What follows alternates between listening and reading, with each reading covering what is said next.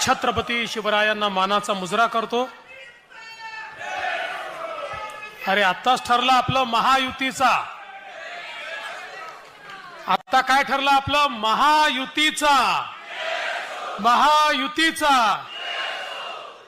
हिंदवी स्वराज्याचे सरसंस्थापक छत्रपती शिवरायांना मानाचा मुजरा करतो।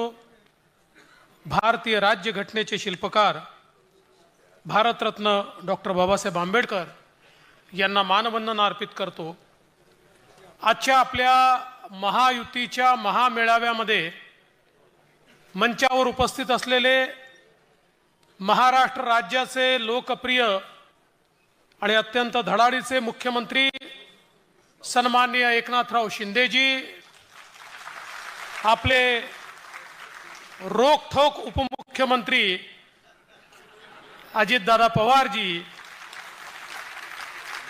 सन्माननीय पीयूष गोयलजी, नारायणराव राणेजी, छगन भुजबळ साहेब, पंकजाताई मुंडे, प्रतापराव जाधव, नीलमताई गोरे, नरहरी झिरवळजी, सुनील तटकरेजी, राधाकृष्ण विखे पाटीलजी, मंगल प्रभात लोढाजी, दीपक केसरकरजी, उदय सामंतजी, विजयकुमार गावितजी, रवींद्र चव्हाणजी, संजय बनसोडेजी, आशिष शेलारजी, आनंदराव अडसूळजी, भावनाताई गवळी, रुपालीताई चाकणकर, चित्राताई वाघ, त्याचप्रमाणे जयदीप कवाडेजी, तमिल सेल्वनजी, मंचावरील सर्व मान्यवर आणि या ठिकाणी उपस्थित सर्व माझ्या भगिनी आणि बंधूंनो,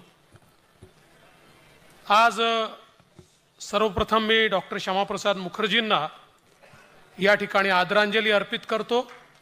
आपल्या सर्वांनाच कल्पना आहे की पहिल्यांदा काश्मीरमधनं 370 कलम हटलं पाहिजे आणि काश्मीरमध्ये जाण्याकरता त्या काळामध्ये विजा घ्यावा लागायचा, परमिट घ्यावं लागायचं, ते संपलं पाहिजे म्हणून मोठं आंदोलन डॉक्टर श्यामाप्रसाद मुखर्जींनी केलं आणि त्या आंदोलनातच शेवटी पोलिसांच्या कोठडीमध्ये त्यांचा मृतदेह सापडला। आज त्यांच्या स्मृतीला या दिनाच्या निमित्ताने मी अभिवादन करतो आणि आपण सगळे महायुतीचे राज्यभरातील प्रमुख पदाधिकारी आज मुंबईमध्ये आलात, त्याबद्दल आपल्या सर्वांचं या ठिकाणी मी स्वागत करतो। खरं म्हणजे नुकतेच लोकसभेच्या निवडणुका पार पडल्या आणि दादांनी सांगितलं की आपल्याला अपेक्षित असा विजय त्यात मिळाला नाही। खरं म्हणजे काल ज्यावेळेस भारतीय क्रिकेट टीम आली होती त्यावेळेस मी म्हटलं की राजकारणामध्ये कधी कधी डकवर्थ लुईसचा नियम लागतो, जिंकतं कोणी, मतं कोणाला मिळतात, कोणाचा विजय होतो, कोण सरकार बनवतं, याचा काही नेम नसतो। आता नुकत्याच झालेल्या लोकसभेच्या निवडणुकीमध्ये महाविकास आघाडी म्हणते आमचा प्रचंड मोठा विजय झालाय। हे खरं आहे की आपल्यापेक्षा त्यांना जास्त जागा मिळाल्या, पण आपण जर बघितलं तर महाराष्ट्रामध्ये महाविकास आघाडीला 2,50,00,000 मतं मिळाली आणि महायुतीला 2,48,00,000 मतं मिळाली। केवळ 2,00,000 मतं आपल्यापेक्षा जास्त त्यांना मिळाले, पण या 2,00,000 मतांमुळे त्यांच्या 30 जागा त्या ठिकाणी आल्या। आता आपण जर निर्धाराने मैदानात उतरलो तर निश्चितपणे 25,00,000 मतं आपण त्यांच्यापेक्षा जास्त घेऊ आणि मी 25,00,000 म्हणतोय, 50,00,000 घेऊ, पण 20,00,000 मतं जरी आपण त्यांच्यापेक्षा जास्त घेतली तरी देखील 200 जागा आपल्या निवडून येतील।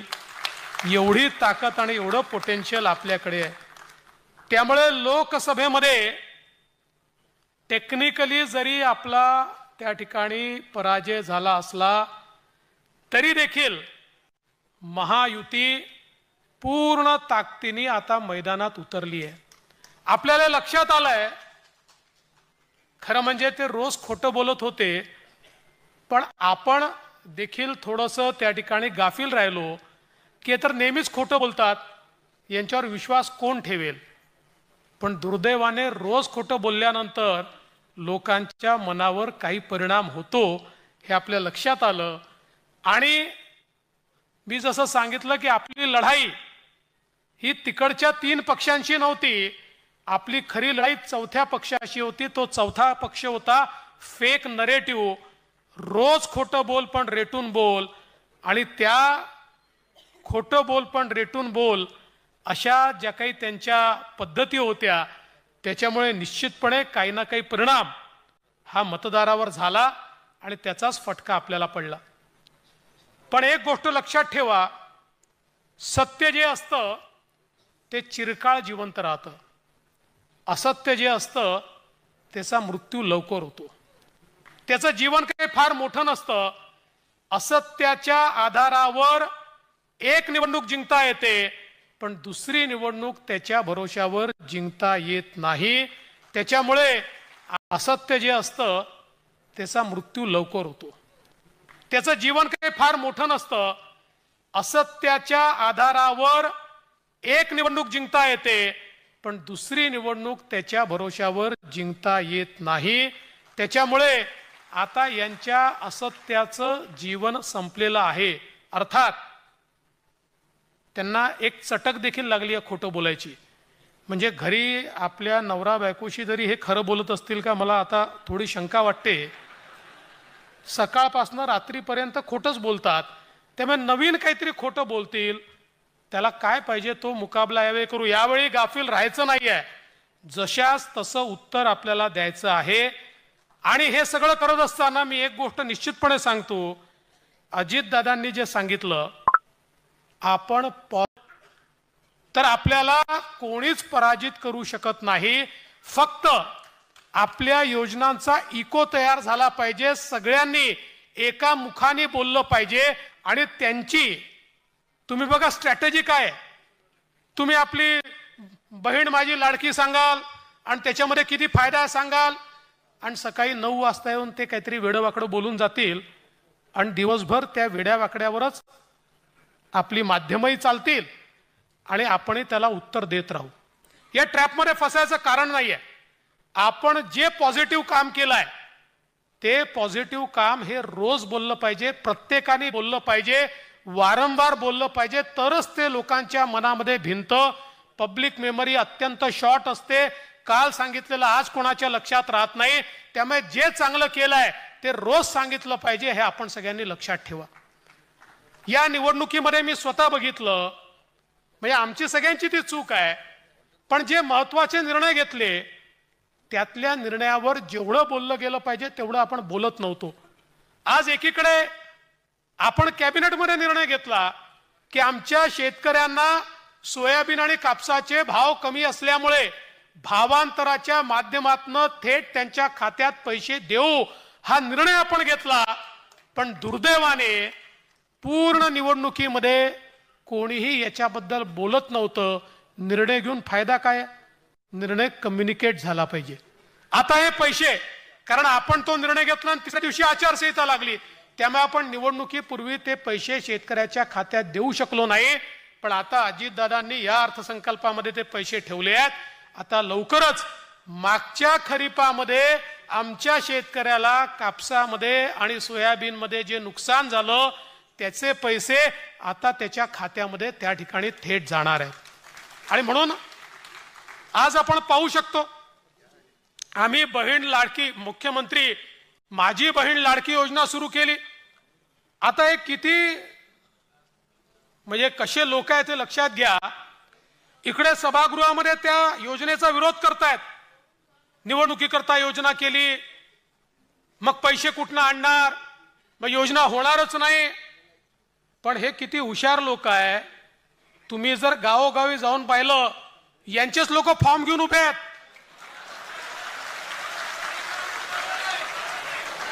हा फॉर्म घराघरात वाटतायत। म्हणजे हे जे भाऊ आहेत सावत्रासारखे तिथे विधानसभेमध्ये आपल्या बहिणीच्या योजनेचा विरोध करतात, ते सख्य झाल्याचा आव्हानात जणू काही त्यांच्याच खिशातनं आता पैसे देणार आहेत असे घरोघरी फिरून राहिले आहेत। त्यामुळे अशा बेगडी भावांपासूनही सावध राहावं लागेल आणि आपल्यालाही हे सांगावं लागेल की बहिणींनो, तुमचे खरे भाऊ या मंचावर बसलेले आहेत, हे त्यांच्यापर्यंत पोचवावं लागेल. नवीन योजना आहे, दादांनी सांगितलं आपण या योजनेमध्ये सगळ्या अटी शर्ती काढून टाकल्या आहेत, काही काळजी करायचं कारण नाही. माध्यमांना देखील सांगू इच्छितो की आपणही लक्षात घ्या, कुठल्याही अटी शर्ती आता याच्यामध्ये नाहीत. कारण आमच्या समोर प्रश्न आले, ते जेन्युइन प्रश्न होते की या ठिकाणी समजा रहिवासी दाखला, तर बाबा मध्य प्रदेशातनं किंवा दुसऱ्या भागातनं कर्नाटकातनं त्या ठिकाणी 15 वर्षापूर्वी लग्न होऊन एक भगिनी इकडे आली आहे, पण आता तिचा रहिवासी दाखलाच नाही आहे, तर काय करायचं? आम्ही सांगितलं हरकत नाही, नवऱ्याचा तर असेल, नवऱ्याचा दाखला, बरं तोही दाखला म्हणून कुठल्याही तहसीलदाराकडे जाण्याची आवश्यकता नाही. 15 वर्षापूर्वीचं मतदार यादीतलं नाव चालेल, 15 वर्षापूर्वीचं रेशन कार्ड चालेल, 15 वर्षापूर्वीचं घराचं डॉक्युमेंट असेल ते चालेल. कुठलंही 15 वर्षापूर्वीचं डॉक्युमेंट असेल तर ते डॉक्युमेंट त्या ठिकाणी नवऱ्याच्या डॉक्युमेंटवर, पत्नीला किंवा वडिलांच्या डॉक्युमेंटवर मुलीला त्या ठिकाणी योजना मिळणार आहे. त्यानंतर उत्पन्नाच्या दाखल्याकरता कोणालाही रांग लावायची आवश्यकता नाही, कारण ज्यांच्याकडे पिवळे आणि केशरी रेशन कार्ड आहेत अशा सगळ्यांना त्या ठिकाणी ही योजना लागू करण्यात आलेली आहे. त्यामुळे ते कार्डच त्यांचा उत्पन्नाचा दाखला समजला जाईल. मग कोणीतरी सांगितलं कुटुंबाची व्याख्या काय? रेशन कार्ड ही कुटुंबाची व्याख्या आहे. त्यामुळे नव्याने आता हे कुटुंब काय आहे, त्याचा दाखला घ्यायचा आहे का? असा कुठलाही दाखला घेण्याची आवश्यकता नाही आहे. आणि याच्या व्यतिरिक्त ज्यांच्याकडे रेशन कार्डही नाही आहे त्यांनी सेल्फ सर्टिफिकेशन करायचं आहे. स्वतः केवळ सेल्फ सर्टिफिकेशन केलं तरी देखील त्यांना ही योजना मिळणार आहे. ही योजना आमच्या बहिणींना बाहेर ठेवण्याकरता नाही आहे, ही आमच्या बहिणींना आत घेण्याकरता योजना तयार करण्यात आलेली आहे. त्यामुळे आपल्यालाही कुठेही काही अडचण योजनेच्या संदर्भात वाटली, आपण आता ऑफलाईन फॉर्मही घेतोय, ॲपवरही फॉर्म घेतोय. ॲपवरचे फॉर्म हे आपल्याला सोपे पडतात, ऑफलाईन जे येतात ते पुन्हा ऑनलाईन करावे लागतात. पण जी पद्धत असेल त्या पद्धतीने आपण घेतोय. एवढीच आपल्याला विनंती आहे की फॉर्म भरताना अकाउंट नंबर वगैरे जर नीट लिहिला नाही तर ते पैसे अकाउंटला जाऊ शकणार नाही. त्यामुळे आपणही थोडी मदत केली पाहिजे आणि अकाउंट नंबर वगैरे योग्य प्रकारे लिहिले गेले पाहिजे, त्यात कुठली चूक होऊ नये अशा प्रकारचा प्रयत्न हा निश्चितपणे या ठिकाणी आपण केला पाहिजे. आज आपण पाहू शकतो महिलांकरता ज्या काही योजना आपण केल्या, दादांनी सांगितलं, आता आमच्या मुलींना उच्च शिक्षण जे आहे हे सगळ्या वर्गातल्या मुलींना आपण मोफत केलंय. आपण बघा, SC आणि ST आमच्या मुलींना उत्पन्नाची कुठली अट नाही, त्या ठिकाणी मोफत आपण शिक्षण दिलंय. आणि OBC, SBC किंवा ओपन या कुठल्याही कॅटेगरीमध्ये त्या ठिकाणी जर 8 लाखाच्या कमी उत्पन्न असेल तर त्या सगळ्या मुलींना, जात पाळणार नाही, धर्म पाळणार नाही, भाषा पाळणार नाही, त्या सगळ्या मुलींना आपण मोफत शिक्षण, उच्च शिक्षण देण्याचा निर्णय घेतलाय. प्रायव्हेट कॉलेज मधली त्यांची फी ही राज्य सरकार या ठिकाणी भरताय. आणि एवढंच नाही, 18 वर्षाच्या वरचे जे अनाथ आहेत, कारण 18 वर्षानंतर त्या अनाथांना त्या बालगृहातनं बाहेर जावं लागतं, त्या जो काही आपली व्यवस्था त्या व्यवस्थेत त्यांना राहता येत नाही. 18 वर्षावरचे अनाथ, मुलगा असो की मुलगी असो, त्यांचं सगळं उच्च शिक्षण फ्री करण्याचा निर्णय हा आपल्या मुख्यमंत्र्यांच्या नेतृत्वामध्ये आपल्या सरकारने या ठिकाणी घेतलेला आहे. त्यामुळे एकीकडे हा निर्णय आहे, दुसरीकडे महिलांना आपण त्या ठिकाणी ST फ्री देण्याचा निर्णय घेतलेला आहे, गॅस सिलेंडरचा निर्णय आपण घेतलेला आहे. आमच्या खऱ्या अर्थानं मातृशक्तीचा सन्मान करण्याकरता आता आपल्या नावामध्ये वडिलांच्या नावासोबत आईचंही नाव लागणार आहे. हाही निर्णय आपल्या सरकारने या ठिकाणी घेतलेला आहे. त्यामुळे हे सगळे जे निर्णय आहेत नारी शक्तीचा सन्मान करणारे निर्णय आहेत. आमच्या बचत गटांकरता रिव्हॉल्विंग फंड दुप्पट करणं असेल, त्यांना वेगवेगळ्या प्रकारचे इन्सेंटिव्ह देणं असेल, इतके निर्णय आमच्या नारी शक्तीकरता घेतलेले आहेत. त्यामुळे आपल्या महायुतीच्या सगळ्या महिला पदाधिकाऱ्यांना माझी विनंती आहे की हे निर्णय म्हणजे पुरुषांनी पोचवायचे नाही असं नाही, तुम्ही पोचवायचेच आहेत, पण महिलांची एंट्री किचन पर्यंत असते. त्यामुळे किचन मध्ये जाऊन सिलेंडर सहित सगळे निर्णय हे आता आपल्याला आमच्या माता भगिनींपर्यंत या ठिकाणी पोचवायचे आहेत.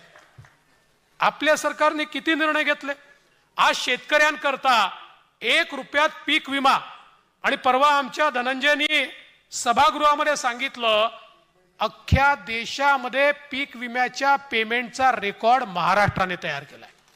सगळ्यात जास्त शेतकऱ्यांना पीक विमा हा महाराष्ट्राने या ठिकाणी दिलेला आहे. आपण शेतकरी सन्मान योजना शेतकऱ्यांकरता सुरू केली. 6,000 केंद्र सरकार देत आहे, तर 6,000 राज्य सरकार देत आहे. आताच दादांनी सांगितलं आपण आमच्या शेतकऱ्यांना मोफत वीज देण्याचा निर्णय घेतलाय. आता ही मोफत वीज देणार म्हणजे काय करणार. काही लोक म्हणाले मग जुन्याचं काय होणार. मी त्यांना स्पष्टपणे सांगू इच्छितो, कोणाचाही बुद्धिभेद करू नका. अरे जुनं आजपर्यंत वसूल केलं नाही तर आता वसूल करायला निघणार आहे आम्ही. केलंय कोणाला वसूल, आजपर्यंत केलंय. त्यामुळे जुनं वसूल करण्याचा तर विषयच नाही आहे. पण नव्याने कोणालाही 1 पैसा शेतकऱ्याला विजेचं बिल हे द्यावं लागणार नाही, हा आपला निर्णय आहे. आणि हा निर्णय घेत असताना एकीकडे आपण हा निर्णय घेतला तर काही लोक म्हणाले तुम्ही पण त्या जुन्या सरकारसारखं करणार का, की आता निवडणूक आहे म्हणून मोफत वीज, झिरो बिल, निवडणुका गेल्या की जुन्या 4 महिन्याचं जोडून बिल, अशा प्रकारचं तुम्ही करणार आहे का. असं बिलकुल नाही, कारण आम्ही सस्टेनेबल योजना तयार केली आहे. या महाराष्ट्रामध्ये आपण मुख्यमंत्री सौर कृषी वाहिनी योजना आणली. या योजनेच्या अंतर्गत आमचे जे कृषीचे फिडर आहेत या फिडरला आम्ही सोलरवर कन्वर्ट करतो आहोत. याच्यामध्ये 9,000 मेगावॅटच्या फिडरचं काम आम्ही ऑलरेडी सुरू केलेलं आहे, जे 18 महिन्यामध्ये आम्ही संपवणार आहोत. याचा फायदा काय आहे. याचा फायदा असा आहे 18 महिन्यानंतर या 9,000 मेगावॅटच्या फिडरवर जेवढे शेतकरी आहेत या सगळ्या शेतकऱ्यांना दिवसा 12 तास वीज 365 दिवस मिळणार आहे. आणि राज्य सरकारला फायदा काय आहे. आज राज्य सरकार शेतकऱ्याला जी वीज देतं, राज्य सरकारला त्याचे 7 रुपये पडतात. शेतकऱ्याकडनं आपण 1.25 रुपया घेतो किंवा 1.5 रुपया घेतो, म्हणजे मधले पैसे क्रॉस सबसिडीने आपल्याला द्यावे लागतात. जी 7 रुपयाची वीज होती ती या 9,000 मेगावॅट करता सौर ऊर्जेमुळे 2 रुपये 81 पैसे ते 3 रुपये 5 पैशात आपल्याला मिळाली आहे. म्हणजे एका युनिटच्या मागे 4 रुपये आपण वाचवतोय. म्हणजे आजपासून 4 वर्षांनी आता जेवढी सबसिडी आहे त्याही पेक्षा कमी सबसिडीमध्ये आमच्या शेतकऱ्यांना आम्ही मोफत वीज देऊ शकू. त्यामुळे आम्ही तयार केलेली योजना ही अशी योजना आहे की जी जन्मभर सस्टेन करता येईल. याच्याकरता राज्य सरकारकडनं पुढच्या 4 वर्षात 1 पैसा देखील आम्हाला द्यावा लागणार नाही. आणि एवढंच नाही तर उरलेल्या 5,000 मेगावॅटचे टेंडर देखील आम्ही काढलेले आहेत.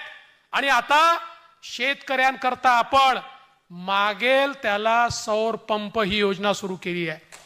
आता कुठलाही लक्षांक नाही, 9 लाख सौर पंप मंजूर करून ठेवले आहेत. 9 लाख जो शेतकरी मागेल. आणि त्याची योजना देखील अशी आहे की सौर पंपाची जी किंमत आहे त्या किमतीच्या केवळ 10% शेतकऱ्यांकडनं, 90% केंद्र आणि राज्य सरकार मिळून देणार. आणि अनुसूचित जाती आणि जमातीचा शेतकरी असेल केवळ 5% त्याच्याकडनं घेणार. 95% पैसा केंद्र आणि राज्य सरकार त्या ठिकाणी देणार आहे. त्यामुळे मागेल त्याला सौर पंप आता आपण देणार आहोत. आता आपल्याकडे केवळ 30,000 पेड पेंडिंग राहिलेले आहेत. जेवढी मागणी येईल, पूर्वी वर्षाला 3,000 पंप आपण लावायचो सौरचे, आता दिवसाला 500 पंप लावतो. आम्हाला ही वाढवत दिवसाला 3,000, 4,000, 5,000 पंपापर्यंत न्यायचं आहे. त्यामुळे आमच्या शेतकऱ्याला शाश्वत वीज नुसती मोफत देऊन चालणार नाही, त्याला 7 दिवस दिवसा वीज द्यावी लागेल, त्याचीही सोय आज आपल्या महायुतीच्या सरकारने या ठिकाणी केलेली आहे. आणि म्हणून शेतकऱ्यांच्या हिताचा निर्णय घेणारं सरकार. आपल्याला माहिती आहे दरवर्षी फ्लश सीझन येतो, फ्लश सीझन आला की दुधाचे भाव पडतात, ते भाव पडले. आता समजा एकाकडे 5 हॉर्सपावरचा पंप आहे तर तो म्हणेल मला आता मागील तर मला सोलर, तर ते आपण त्याला नाही. आणि आता जर तुमच्याकडे इलेक्ट्रिकचा पंप असेल तर तुम्ही सोलर मागू नका. याचं कारण त्या पंपाच्या विजेचं बिल तर तुम्हाला द्यायचंच नाही आहे, पण त्याला येणारी जी इलेक्ट्रिसिटी आहे तीच आम्ही सोलर मधनं तुम्हाला देतोय. त्यामुळे तुमचा पंप आता कन्वर्ट करण्याची आवश्यकता नाही आहे. ज्याला नवीन पंप हवा असेल त्यांनी मात्र सोलर पंपच आम्हाला मागावा, जेणेकरून आपल्याला हळूहळू सगळे नवीन पंप हे सोलरमध्ये त्या ठिकाणी निश्चितपणे कन्वर्ट करायचे आहेत. हे सगळं होत असताना दुधाच्या संदर्भात आपल्याला माहिती आहे की त्याचे भाव खाली जातात. या सरकारने निर्णय घेतला दुधाला लिटर मागे 5 रुपये अनुदान थेट शेतकऱ्यांना आपण देणार आहोत, आणि त्याच वेळी दुधाची जी भुकटी आहे त्याला देखील 30 रुपयाचं अनुदान हे कन्व्हर्शन करता आणि एक्सपोर्ट करता आपण देणार आहोत. म्हणजे दुधाचे भाव देखील कुठल्याही परिस्थितीमध्ये आमच्या शेतकऱ्यांना 30 रुपयाच्या वर 35 रुपयापर्यंत मिळाले पाहिजेत, याचीही सोय आपल्या सरकारने लावली आहे. आणि मी निश्चितपणे सांगतो की आपल्या शेतकऱ्याच्या पाठीशी पूर्ण ताकदीने राज्याचं सरकार उभं आहे. हे सरकार आल्यापासनं वेगवेगळ्या मदतीपोटी शेतकऱ्याला किती पैसे दिले माहिती आहे? 15,000 कोटी रुपये हे शेतकऱ्यांना थेट खात्यामध्ये आपण दिले आहेत. मागच्या उद्धवजींच्या सरकारच्या काळात जी घोषणा झाली होती की जो नियमित कर्ज भरतो त्या शेतकऱ्याला 50 जो प्रोत्साहनपर 50,000 रुपये त्या ठिकाणी देण्याचा निर्णय होता, तोही निर्णय या सरकारने अंमलात आणला आणि जवळपास 15 लाख शेतकऱ्यांना हे प्रोत्साहनपर रुपये त्यांच्या खात्यामध्ये देण्याचं काम या ठिकाणी आपल्या सरकारने केलं. आपण लेक लाडकी सारखी योजना देखील आणली की ज्या योजनेच्या अंतर्गत आमच्या घरी कन्या रत्न त्या ठिकाणी ज्यावेळेस जन्म घेतं तर कन्या रत्नाने जन्म घेतला म्हणजे आपल्या घरात लक्ष्मी आली असं समजून तिचं स्वागत झालं पाहिजे. म्हणून या कन्या रत्नाला त्या ठिकाणी जन्माला आल्यानंतर 5,000 रुपये, त्यानंतर पहिल्या वर्गात गेली तर 5,000 रुपये, 7व्या वर्गात गेली तर 7,000 रुपये, 11व्या वर्गात गेली तर 7,000 रुपये, असं करत ती 18 वर्षाची होईल तेव्हा 1 लाख रुपये या मुलीला त्या ठिकाणी मिळतील. ही देखील योजना आज आपण आणलेली आहे. खरं म्हणजे मी याकरता या सगळ्या गोष्टी सांगतोय. आपल्या सरकारने सिंचनाच्या क्षेत्रामध्ये देखील अतिशय चांगलं काम केलंय. मागच्या सरकारच्या काळामध्ये परवाच आमच्या अजितदादांनी जयंतराव पाटलांची फिरकी देखील घेतली आणि जयंतरावांना विचारलं की जयंतराव सांगा तुमच्या काळामध्ये किती प्रकल्पांना तुम्ही मान्यता, फेरप्रशासकीय मान्यता दिली? जयंतराव बिचारे हसले, कारण त्यांना देताच आली नव्हती. सुप्रमा देताच आली नव्हती. आपल्या सरकारनं माननीय शिंदे साहेबांच्या नेतृत्वात 120 पेक्षा जास्त प्रकल्पांना मान्यता दिली. 8 लाख हेक्टर जमीन ही ओलिताखाली येईल अशा प्रकारचे अभूतपूर्व प्रकल्प आज आपले चालले आहेत. आणि याच्यासोबत अत्यंत महत्वपूर्ण असलेले नदीजोड प्रकल्प, वैनगंगा, नळगंगा सारखा प्रकल्प टेंडर स्टेजला आपण आणलेला आहे. त्या ठिकाणी पश्चिमी वाहिन्यातनं वाहून जाणारे जे प्रकल्प आहेत ज्याचं पाणी आपल्याला उत्तर महाराष्ट्रात आणि मराठवाड्यामध्ये आणायचं आहे, जवळपास ते देखील आता अंतिम स्टेजला आपण आणतो आहोत. 50 TMC पाण्याचं नार पारचे सारखे आपले प्रकल्प आहेत, हा देखील आपण MWRRA लेवलवर आणलाय. त्यामुळे या महाराष्ट्रामध्ये जवळजवळ 1.25 लाख कोटी रुपयाचे नदी जोड प्रकल्प हे मार्गी लावण्याचं काम या सरकारने या ठिकाणी केलंय. आणि मी तुम्हाला दाव्याने सांगतो हे प्रकल्प ज्या दिवशी पूर्ण होतील त्या दिवशी महाराष्ट्रातनं दुष्काळ नामशेष होईल, नामशेष. मागच्या पिढीने दुष्काळ पाहिला, पुढची पिढी दुष्काळ पाहणार नाही. इतक्या मोठ्या प्रमाणात हे पाणी या महाराष्ट्रात उपलब्ध होणार आहे आणि विशेषतः महाराष्ट्राचं अवर्षण प्रवण क्षेत्र हे पूर्णपणे त्या ठिकाणी मुक्त होणार आहे। अगदी आपल्याला माहिती आहे की सातारा, सांगली आणि कोल्हापूरला जो सातत्याने येणारा पूर आहे, त्या पुराचं पाणी देखील डायव्हर्जन कॅनालने दुष्काळी भागामध्ये आणण्याच्या योजनेला वर्ल्ड बँकेने मंजुरी दिलेली आहे। त्यामुळे एकीकडे तिकडे पूर येणार नाही आणि दुसरीकडे ते पाणी दुष्काळी भागापर्यंत जाईल। या योजना देखील मोठ्या प्रमाणात आपण केल्या आहेत आणि यासोबत सगळ्या घटकांना, मग ते आमच्या आशा सेविका असतील, अंगणवाडी सेविका असतील, आमचे पोलीस पाटील असतील, आमचे ग्रामसेवक असतील, अशा सगळ्या घटकांना त्यांचं मानधन वाढवून त्यांना न्याय देण्याचं काम हे आपल्या सरकारने या ठिकाणी केलं आहे। खरं म्हणजे योजना 24 आहेत, मी सगळ्या सांगितल्या तर तुम्ही विसरून जाल, पुढे पाठ होईल आणि मागे सपाट होईल। त्यामुळे या योजनांची पुस्तिका ही निश्चितपणे मी आपल्यापर्यंत आम्ही सगळे मिळून पोहोचवण्याचा प्रयत्न करू। माझी विनंती एवढीच आहे, ज्या घटकाकरता ज्या योजना तयार झालेल्या आहेत, महात्मा फुले जनआरोग्य योजनेसारखी चांगली योजना, अशा ज्या घटकासारख्या ज्या योजना तयार झालेल्या आहेत त्या घटकांपर्यंत त्या योजना पोहोचवण्याचं काम हे आपण या ठिकाणी केलं पाहिजे। आणि हे जर काम केलं, खरं आपल्याकरता कोणी काय केलंय हे जर जनतेला समजलं, कोण काम करणार आहे आणि कोण बोलबचन भैरवी आहे हे जर लोकांच्या लक्षात आलं, तर आपल्याला काहीही करायची आवश्यकता नाही आहे। खरं म्हणजे शहरांमध्ये झालेलं काम मी सांगितलंच नाही आहे, ते सांगून अजून अर्धा तास आपला घ्यायचा नाही आहे, पण सगळ्या शहरांमध्ये देखील अभूतपूर्व काम या सरकारच्या काळात झालंय। मुंबईचा चेहरा बदलतोय, पुण्याचा चेहरा बदलतोय, नागपूरचा बदलतोय, नगरपालिकेचं क्षेत्र, नगरपंचायतचं क्षेत्र, एवढा पैसा आपण त्या ठिकाणी दिलाय, एवढी कामं आपण त्या ठिकाणी केली आहे। केवळ ही सगळी कामं कोण करताय हे जनतेपर्यंत पोहोचणं अत्यंत आवश्यक आहे। त्यामुळे माझी आपल्याला एवढीच विनंती आहे की आता आपण सगळ्यांनी आपल्या कामाचा प्रवक्ता झालं पाहिजे। बघा, पत्रकारांना हिंदीमध्ये संवाददाता म्हणतात, संवाददाता, तसं आपल्या सगळ्यांना संवाददाता झालं पाहिजे, संवाद साधला पाहिजे, लोकांपर्यंत काम पोहोचवलं पाहिजे।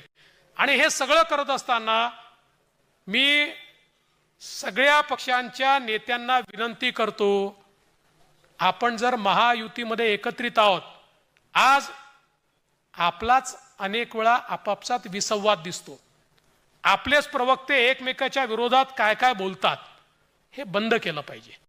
आणि कोणाला जर बोलायची खुमखुमी आलीच तर पहिल्यांदा आपापल्या नेत्यांना विचारा की मला खुमखुमी आली आहे, मी हे बोलू का? आणि नेत्यांनी हो म्हटलं तर मग बोलून टाका, मग काही अडचण नाही आहे, तुमची खुमखुमी पूर्ण करून घ्या। पण एक लक्षात ठेवा, आपण एक नाही आहोत हा नरेटिव्ह तयार करण्याचा प्रयत्न चाललाय आणि या नरेटिव्हला दुर्दैवाने आपणच बळ देतो, आपणच हिट विकेट होतो, आपणच रनआउट होतो। ही परिस्थिती काही योग्य नाही आहे। जसं दादांनी सांगितलं, तिकीट वाटप कसं करायचं आहे, कोणाला कुठल्या जागा द्यायच्या आहेत, मंचावरचे सगळे नेते मंडळी आहेत, दादा आहेत, मी आहेत आणि आपले माननीय मुख्यमंत्री महोदय आहेत, सगळ्यांच्या सल्ल्याने त्याचा निर्णय करू। शेवटी आपण जेव्हा युतीमध्ये असतो, सर्वांच्या आशा आकांक्षा असतात। एक गोष्ट लक्षात ठेवा, आशा आकांक्षा असल्या तरीही युतीमध्ये प्रत्येक पक्षाला काही ना काही कॉम्प्रोमाइज करावं लागतं आणि कॉम्प्रोमाइजची भूमिका असेल तरच युती टिकत असते। कॉम्प्रोमाइजची भूमिका नसेल तर कुठलीही युती ही टिकत नाही। आणि म्हणून मी माझं पाहून घेईल, दुसऱ्याचं काय होईल ते पाहून घेईल, असं चालणार नाही। असं चाललं तर आपण आपला घात करू। हे लक्षात घ्या की आपल्या समोरचे लोक या विजयाने हुरळून गेले आहेत आणि त्यामुळे ते कुठल्याही प्रकारचं, आपण जर मी फक्त माझ्यापुरतं पाहीन, दुसऱ्याचं पाहणार नाही, अशा प्रकारची मानसिकता ठेवली, आपण शेख चिल्लीसारखं ज्या झाडावर बसलो आहे त्याचीच फांदी कापायला बसलो, तर शेवटी शेख चिल्लीचं काय होतं तेच आपलं होईल। आणि म्हणून आपण सगळे राजकीय नेते आहोत, एकत्रितपणे आपल्याला चालावं लागेल, एकत्रितपणे आपल्याला राहावं लागेल, एकत्रितपणे निर्णय घ्यावे लागतील। एखादा निर्णय आवडला नाही तर तो चार भिंतीच्या आत त्या निर्णयाच्या संदर्भात आपल्याला बोलावं लागेल। आणि म्हणून मला विश्वास आहे की आपण सगळ्यांनी निर्धार केला तर इतकी मजबूत महायुती आहे, 200 पेक्षा जास्त आमदार आहे हो आपल्याजवळ, 200 पेक्षा जास्त, आणि कार्यकर्ते तर इतके आहेत. आपण सगळ्यांनी जर निर्धार केला तर निश्चितपणे या ठिकाणी आपण एक चांगला विजय मिळवू. मी जेव्हा येत होतो तेव्हा भुजबळ साहेबांनी अटलजींची एक कविता मला दिली आणि ती कविता अत्यंत महत्वाची आहे. अटलजींची कविता आहे, बाधा है आती है आए, घिरे प्रलय की घोर घटाए. बाधा है आती है आए, घिरे प्रलय की घोर घटाए. पाओ के नीचे अंगारे, सिर पर बरसे यदि ज्वालाए. निज हाथों से हंसते हंसते आग लगाकर जलना होगा. कदम मिलाकर चलना होगा, कदम मिलाकर चलना होगा, कदम मिलाकर चलना होगा, कदम मिलाकर चलना होगा. धन्यवाद. जय हिंद, जय महाराष्ट्र.